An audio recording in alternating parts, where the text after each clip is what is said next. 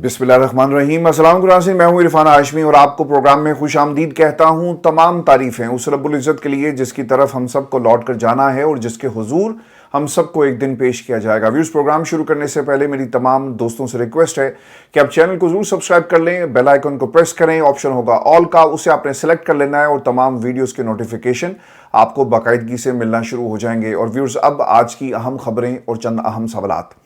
Pakistan peoples party ने अचानक से ये नारा क्यों लगाया कि पाकिस्तान को तहरीक इंसाफ दो, इसके पीछे क्या मुहर्रिकात हैं और तहरीक इंसाफ की आखिरकार पीपल्स पार्टी को क्यों याद आ रही है, इसका भी मुकम्मल हाल अहवाल आपके साथ हम शेयर करेंगे आज के इस प्रोग्राम में।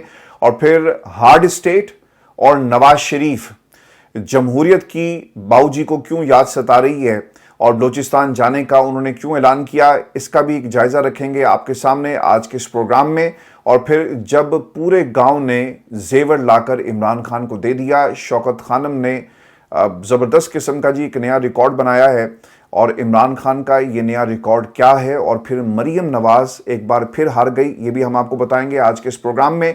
और फिर ऑल पार्टीज कॉन्फ्रेंस की बात की जा रही है जिसमें मुमकिना तौर पर हुकूमत ये कह रही है कि हम इमरान खान को भी दावत देंगे और वीडियो लिंक पर वो शरीक हो सकते हैं इस ऑल पार्टीज कॉन्फ्रेंस के अंदर। इस बात में कितनी सदाकत है और क्या वाकई जेल के दरवाजे तो नहीं खुले, लेकिन क्या वीडियो लिंक के जरिए इमरान खान को ऑल पार्टीज कॉन्फ्रेंस में शिरकत की दावत दी जाती है और क्या इसे यकीनी बनाया जाएगा? पाकिस्तान की इस्टेब्लिशमेंट इस हवाले से क्या इजाज़त देगी शहबाज शरीफ को, उनकी हुकूमत को, और जेल के दरवाजे क्या खोले जाएंगे, इसका भी एक जायजा आपके सामने रखेंगे। लेकिन फिर सबसे पहले मैं आपको ये खबर दूं कि पिछले 24 घंटों में बलूचिस्तान की अब तक की सूरत हाल क्या है। हालात जी कशीदा हैं और लोग एहतजाज कर रहे थे और एहतजाज करने वालों पर गोली चलाई गई है। अब ये गोली कहाँ से चलाई गई, इसके ऊपर हुकूमत का क्या मौक़िफ़ है और जो लोग शहीद हो गए वो क्या कह रहे हैं और इस वक्त सूरत हाल क्या है कोयटा की, ये तफसीलात मैं आपके साथ शेयर कर देता हूँ। तहरीक तहफ़्फ़ुज़ यानी पाकिस्तान के तर्जुमान अख़वंदज़ादा हुसैन वो ये कहते हैं कि कोयटा में एहतजाजी धरने पर पुलिस का क्रैकडाउन काबिल मज़म्मत है। शहर में इंटरनेट सर्विस मुअत्तल कर दी गई, जबकि मुजाहिरीन पर वाटर कैनन, आंसू गैस की शेलिंग और दर्जनों गिरफ्तारियों के बाद अब बराह रास्त फायरिंग की जा रही है। ये बाकायदा तौर पर क्लेम किया गया है उन लोगों की तरफ से जो इस वक्त धरने में मौजूद हैं। मुतादिद मुजाहिरीन ज़ख्मी हुए, जबकि फायरिंग से एक नौजवान के जान बहक होने की भी इतलात है और ना ही उनके आईनी हकूक़ का तहफ़्फ़ुज़ हासिल है और ना ही उनके ज़ख्मों पर कोई मरहम रख रहा है। अगर आप पाकिस्तान में हैं और आप ऐसे इलाके में हैं जहाँ पर इंटरनेट मौजूद है तो आपने ट्विटर पर जाकर सिर्फ बलूचिस्तान टाइप करना है और ये तमाम वीडियोस आपके सामने खुल जाएंगी ट्विटर के ऊपर, जहाँ पर लोगों पर गोली चलाई गई और ज़ख्मी हालत में लोगों को हस्पताल मुंतकिल किया जा रहा है। ये कोई छुपी हुई वीडियोस नहीं है, इस वक्त सोशल मीडिया पर आपको ये मिल जाएंगी। अब इस हवाले से दो बयानात बड़े इंपॉर्टेंट हैं। एक ओवरऑल सिचुएशन पर बाऊजी क्या सोच रहे हैं और फिर मुस्तफ़ा नवाज़ खोखर और अख़वंदज़ाद ने जो बात की है, अख़वंदज़ादा साहब ने जो बात की वो मैंने आपके साथ शेयर कर दी। मुस्तफ़ा नवाज़ खोखर क्या कहते हैं पहले मैं आपको ये बता दूँ और फिर हुकूमत का मौक़िफ़ क्या है और क्लेम क्या किया जा रहा है। मुस्तफ़ा नवाज़ खोखर साहब ये कहते हैं कि जहां रंजिशें बढ़ चुकी हों वहां दिल ऐसे जीते नहीं जाते। आज कोयटा में मुजाहिरीन पर फायरिंग, उसके नतीजे में ज़ख्मियों के अलावा 12 साला बच्चे की हलाकत ने बलूचिस्तान भर में क्या पैगाम दिया होगा? क्या हुक्मरान सोचने समझने की सलाहियत से मुकम्मल आरी हो चुके हैं? और जो इस वक्त ग्राउंड की सिचुएशन है मैं आपके साथ शेयर कर देता हूँ। सरियाब रोड यूनिवर्सिटी के बाहर मुजाहिरीन एहतजाज कर रहे थे, उन्होंने धरना दिया हुआ था, तो पुलिस ने इनको वहाँ से मुंतशिर करने के लिए शेलिंग और फायरिंग की, जिसके नतीजे में कुछ हलाकतें हुई। और अब हुकूमत ये कह रही है कि जब तक इन लाशों को हुकूमती तहवील में नहीं दिया जाता, इंक्वायरी नहीं होगी और हम किसी नतीजे पर नहीं पहुँच सकते। तो इस तरह ये एहतजाज और धरना अभी भी जारी है और हुकूमत बलूचिस्तान निगोशिएशंस कर रही है, लेकिन दूसरी तरफ से किसी किस्म की बात मानने से इनकार कर दिया गया है। तो ये इस वक्त ग्राउंड पे सिचुएशन है। मुझे अच्छी तरह याद है सन 2000 की जी ये बात है, पहली दफ़ा मैं कोयटा गया, तामीर नौ कॉलेज कोयटा। AK फजल हक उस वक्त वो प्रिंसिपल थे। अगर आप कोयटा से हैं तो आप ज़रूर जानते होंगे, अगर आप इस कॉलेज से पढ़े हैं तो आप प्रिंसिपल साहब को भी ज़रूर नाम से उनके वाकिफ़ होंगे।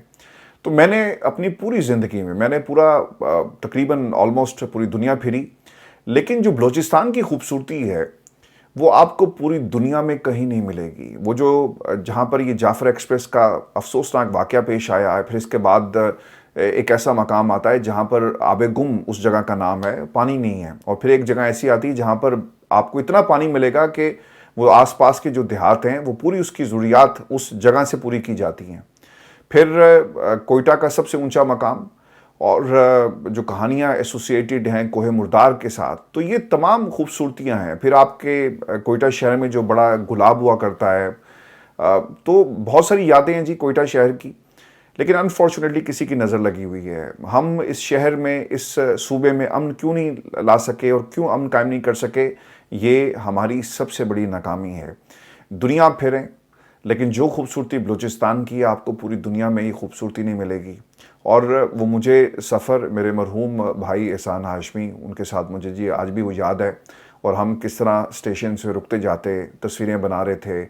اور وہ سفر زندگی کا میری یادگار سفر ہے. ایک تو بڑے بھائی کے جانے کے بعد اوبویسلی اس کی ایک اہمیت بڑھ گئی، اور پھر دوسرا جو ہم نے خوبصورتی بلوچستان کی دیکھی، لیکن انفارچونیٹلی کسی کی نظر لگ گئی ہے ہمارے صوبے کو، اور وہاں پر آپ کو لوگ اپنے حقوق کے لیے جنگ لڑتے ہوئے نظر آئیں گے. یہ تو اس گراؤنڈ کی سچویشن ہے. لیکن دوسری طرف جو باؤ جی نے ایک سٹیٹمنٹ آج جاری کی، یہ بڑی امپورٹنٹ ہے.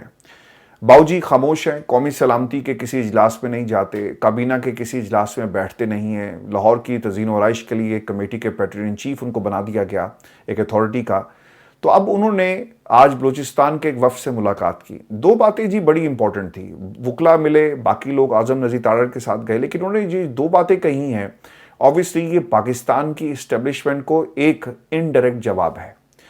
نواز شریف صاحب یہ کہتے ہیں کہ بلوچستان کا دورہ بہت جلدی کروں گا، اور صوبے کے مسائل کا حل صرف اور صرف جمہوری طریقے سے ممکن ہے.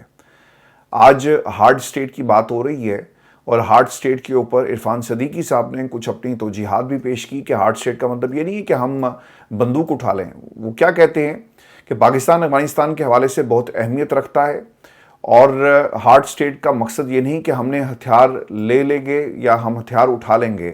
اب پرابلم سر اس میں یہ ہے کہ باؤ جی بہت عرصے سے خاموش ہیں. اگر باؤ جی انڈائریکٹلی یہ بات کر رہے ہیں تو یہ ایک تنقید ہے پاکستان کے طاقتور حلقوں اور اس پالیسی کے خلاف جو اس وقت اپنائی جا رہی ہے ایسے علاقوں میں جہاں پر آپ کے اپنے لوگ بیٹھے ہوئے ہیں جو دہشت گرد ہیں. ان کے خلاف تو یہ پالیسی ہو سکتی ہے، لیکن آپ کو ہارڈ اسٹیٹ کا جو پیغام اپنے لوگوں کے لیے ہے، شاید آپ کو اس کو ریوزٹ کرنے کی ضرورت ہے. اور پھر دوسری طرف ریاست کی کیا ترجیحات ہیں؟ آپ جے ٹی بنائیں، پاکستان تحریک انصاف کے خلاف کیسز، 17 افراد کو جی دوبارہ طلب کیا گیا. یہ بھی میں آپ کے ساتھ شیئر کر دوں کہ ترجیحات ہماری کیا ہیں. علیمہ خان جے ٹی کے سامنے پیش نہیں ہوئی، اور ان کی نمائندگی ان کے وکیل کی طرف سے کی گئی. وکیل ہیں جی عائشہ خالد، انہوں نے جے ٹی کے سامنے پیش ہو کر علیمہ خان کی نمائندگی کی، اور علیمہ خان کو کی وکلا سے 5 گھنٹے پوچھ گچھ کی گئی. سینیٹر اون عباس بھی جے ٹی کے سامنے پیش ہوئے، اور اون عباس سے جے آئی ٹی نے سوشل میڈیا کے حوالے سے سوالات کیے. تو یہ ہماری ترجیحات ہیں اور پاکستان کہاں پر جا رہا ہے. لیکن ایک پارٹی ایسی بھی ہے جن کی ترجیحات حکومت کے اندر اپنی مرضی کا حصہ لینا، اور اگر حصہ پسند نہ آئے تو پھر احتجاج کرنا، اور پھر مزید حصے کے لیے ڈیمانڈ کرنا. وہ کرتے کیا ہیں جی؟ وہ پاکستان تحریک انصاف کا کندھا استعمال کرتے ہیں. پاکستان تحریک انصاف کا نام لے کر بلیک میلنگ کی جاتی ہے. اب ندیم افضل چند بہت ہی اچھے انسان ہیں جی، لیکن ان کی جو سیاست ہے اوبویسلی وہ پاکستان پیپلز پارٹی کے کیمپ میں ہیں اور انہی کی سیاست کرتے ہیں. انہوں نے کچھ باتیں کہی اور وہ پاکستان تحریک انصاف کو پکار رہے ہیں، اور تحریک انصاف کے لیے انہوں نے ایک نعرہ بھی لگایا. ندیم افضل چند صاحب یہ کہتے ہیں کہ پاکستان کو دہشت گردی کھا رہی ہے، لا اینڈ آرڈر پاکستان میں نہیں، اور معیشت کا برا حال ہے. موجودہ حالات میں آپ کو ہر حال میں پاکستان تحریک انصاف کو ساتھ لے کر چلنا ہوگا.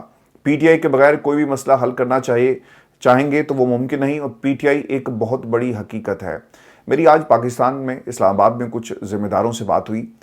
یہ احساس کہیں نہ کہیں حکومت اور ان کو بہت زیادہ پیار کرنے والوں میں بھی یہ پایا جاتا ہے. پاکستان تحریک انصاف کو مکمل مائنس کر کے حالات پر کنٹرول نہیں کر سکتے.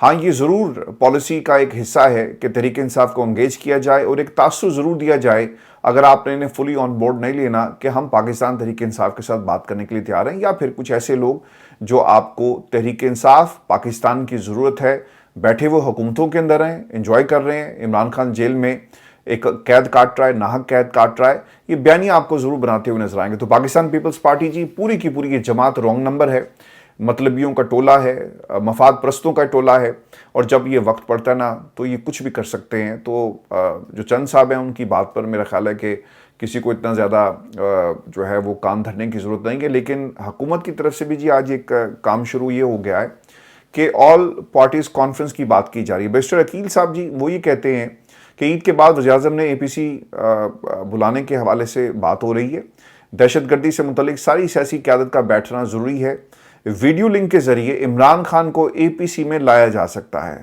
PTI کے ساتھ کوئی زیادتی نہیں ہوگی۔ اب تاثر یہ دیا جا رہا ہے، اور جو ان کی کوشش تھی کہ پاکستان تحریک انصاف کو ایوان میں لا کر ایک اعلامیہ جاری کر دیا جائے، اسی طرح جیسا فضل الرحمان صاحب چیخ رہے ہیں، اور اس اعلامیے کا فضل الرحمان صاحب کہتے ہیں کہ ہماری جماعت سے کوئی تعلق نہیں ہے، اور نہ ہی یہ مشترکہ اعلامیہ تھا، یہ آپ کا اعلامیہ ہے۔ جب آپ کو وہاں سے کامیابی نہیں ملی تو اب حکومت نے آل پارٹیز کانفرنس کی بات کر دی ہے، اور وہ یہ چاہتے ہیں کہ تمام سیاسی جماعتوں کو آن بورڈ رکھا جائے، اور پھر ہم آپریشن کی طرف بڑھیں، یا پھر اس معاملے کے اوپر بلوچستان کے مسائل کے اوپر جو ہے وہ بات کی جا سکے۔ PTI کے ساتھ کوئی زیادتیاں نہیں ہو رہی، آپ نے عمران خان پر 300 مقدمات بنائی، میرا خیال ہے کہ پاکستان میں کسی دہشت گرد کے اوپر بھی اتنے مقدمات نہیں ہوں گے جتنے آپ نے عمران خان کے اوپر بنا دیے۔ اس کی جماعت کے لوگوں پر جتنے مقدمات بنائے گئے، اگر آپ پوری اڈیالہ جیل کو بھی اٹھا کر دیکھ لیں تو وہاں پر آپ کو کوئی ایک ایسا مجرم نہیں ملے گا جس کے اوپر اتنے مقدمات ہیں جتنے پاکستان تحریک انصاف کے مختلف لوگوں پر بنائے گئے۔ اور یہی وہ قربانیاں ہیں جسے قوم دیکھ رہی ہے۔ آپ شوکت خانم کی جتنی بھی فنڈ ریزنگ سیریمنیز ہیں آپ جا کر اٹھا کر دیکھ لیں، ان تمام تقریبات کے اندر عمران خان کا ذکر ہوتا ہے، عمران خان کا نام لیا جاتا ہے۔ عمران خان کی قربانیوں کی وجہ سے آج وہ عمران خان ہے۔ اور مریم کی ہار کیسے ہوئی یہ بھی آپ کو بتاتا ہوں۔ علیمہ خان نے جی شوکت خانم کے فنڈ ریزنگ ایونٹ سے خطاب کرتے ہوئے کیا کہا، اور جو قصے انہوں نے سنائے عمران خان کے حوالے سے، یہ پوری قوم کو سننے چاہیے۔ ہم جب ساتھ تھے مگر عمران خان لیڈر تھے، وہ امید تھے اور ہیں اور ہمیشہ رہیں گے۔ وہ صبح سے رات تک ڈونیشن کے لیے گھر سے باہر رہتے۔ عمران خان گاؤں گاؤں گئے، خواتین نے اپنا استعمال والا زیور بھی اتار کر دے دیا۔ خان صاحب نے خود بھی کئی دفعہ یہ بتایا کہ لوگوں نے اپنی بچیوں کے جہیز کا جو سامان تھا وہ اٹھا کر دے دیا، زیور اٹھا کر دے دیا جب ہم شوکت خانم بنا رہے تھے۔ آج اسی کا ذکر علیمہ خان نے اپنے خطاب کے اندر کیا۔ ہماری خوش قسمتی عمران خان نے ہمیں یہ موقع دیا۔ پاکستان فی کس عطیات کے اعتبار سے سب سے زیادہ عطیہ دینے والا ملک ہے۔ ہماری ہر ہفتے عمران خان سے ملاقات ہوتی ہے، وہ بالکل تندرست ہیں، مگر ان کو ان کے ذاتی ڈاکٹر سے ملنے نہیں دیا جا رہا۔ عمران خان کہتے ہیں کہ وہ قید میں آزاد ہیں، اور جو باہر قید ہیں ان کو آزاد کروانا چاہتے ہیں۔ وہ ہم سے نمل اور شوکت خانم کا پوچھتے ہیں۔ دیکھیں، اگر عمران خان نے کوئی ڈیل کرنی ہوتی، اور جس کے اوپر اس وقت پاکستان کی یہ جو حکومت کا پورا ٹولہ اور خاندان، جو اس وقت ایک جوائنٹ فیملی سسٹم آپ کو جو نظر آ رہا ہے، پیپلز پارٹی، MQM، باقی جماعتیں، یہ پورے کا پورا ٹولہ پریشان ہے، اور عمران خان ڈیل کیوں نہیں کرتا؟ اسی لیے آپ کو آئے دن کوئی نہ کوئی تحریک انصاف کے ساتھ یہ کنٹروورسی اٹیچ کر کے اسے بڑھاتے ہوئے نظر آئیں گے، بیانیے کی شکل میں، جھوٹ کی شکل میں، پاکستان کے میڈیا کے ذریعے۔ اور عمران خان کے کیسز کو بھی اب نا آہستہ آہستہ بریک لگ رہی ہے، وہ فیصلے نہیں آ رہے، اور وجہ صرف یہی ہے کہ کسی طرح عمران خان کو زیادہ سے زیادہ ہم نے جیل میں رکھنا ہے۔ اب یہ سر ٹارگٹ کیا تھا اور مریم کیسے ہار گئی، یہ میں آپ کے ساتھ چیزیں شیئر کر دیتا ہوں۔ عمران خان افطار ڈنر میں شریک نہیں ہے، اس کے باوجود ہسپتال جو اپنے ٹارگٹس ہیں جی وہ پورے کر رہے ہیں۔ 20% سے زائد عطیات اکٹھے کیے گئے، اور آج کا ٹارگٹ 20 کروڑ تھا، جبکہ 24 کروڑ اکٹھا کیا گیا۔ صرف ایک فیملی نے 4 کروڑ روپے کا جی عطیہ دیا ہے۔ یہ دیکھیں ایک بہت بڑا نمبر ہے۔ اور اب مریم کیسے ہار گئی یہ میں آپ کو بتا دیتا ہوں۔ اس ہسپتال کے جی CEO ہیں فیصل سلطان، انہوں نے کچھ فگرز دی۔ وہ یہ کہتے ہیں کہ رواں سال 38 ارب روپے اکٹھے کرنے کا ہدف ہے، جس میں سے 35 ارب لاہور اور پشاور کے ہسپتالوں میں خرچ ہوں گے، جبکہ 3 ارب کراچی شوکت خانم ہسپتال کی تعمیر پر خرچ ہوں گے۔ اس موقع پر فیصل سلطان نے اعلان کیا کہ چوتھا شوکت خانم جلد کوئٹہ میں بننا شروع ہوگا۔ تو یہ پیسہ قوم اعتماد کرتی ہے، اعتبار کرتی ہے عمران خان کے اوپر، اور یہ قوم پیسہ دے رہی ہے۔ مریم نے بھی جی ایک کینسر ہسپتال کا اعلان کیا ہے۔ اب دیکھتے یہ ہیں کہ کوئٹہ والا پہلے بنتا ہے، کراچی والا پہلے بنتا ہے، یا مریم کا یہ جو کینسر ہسپتال بنتا ہے وہ آپ کو نظر آئے گا۔ قوم نے لبیک کہا عمران خان کے اس کاز پر، اور آج پہلے لاہور کی ایک فیسلٹی تھی لیکن اب یہ آپ کو فیسلٹی باقی شہروں میں بھی نظر آئے گی۔ اب اس میں جو سب سے امپورٹنٹ فگرز ہیں ویورز، یہ تمام دوستوں کو سننی چاہیے یہ تمام باتیں، اس لیے کہ اس کاز کو عمران خان جیل میں بیٹھ کر بھی اسے اس کی فکر ہے۔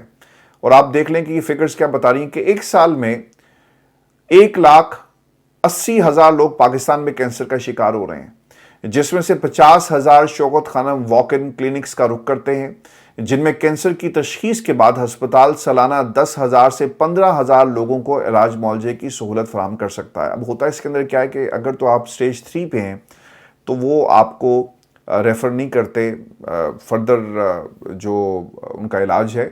اگر سیکنڈ سٹیج ہے، ایون کہ فرسٹ سٹیج ہے، تو آپ کا علاج جو ہے وہ شروع ہو جاتا ہے۔ تو دس از دا ڈفرنس۔ اوبویسلی اگر یہ فیسلٹی بہتر ہو، مزید لوگ اس کے اندر حکومت انٹرسٹ لے، صرف اعلان کرنے سے بات نہیں بنے گی۔ اس لیے میں نے کہا نا مریم ہار گئی ہیں، مقابلہ چل رہا ہے نا، تو کر لو مقابلہ پاکستان کی عوام سے، اور آپ کو پتہ لگ جائے گا کہ پاکستان کی عوام ان ہسپتالوں کو پہلے بناتی ہے یا پھر وہ ہسپتال جو آپ نے بنانے ہیں اور آپ نے جس کا بیڑا اٹھایا یا اعلان کیا۔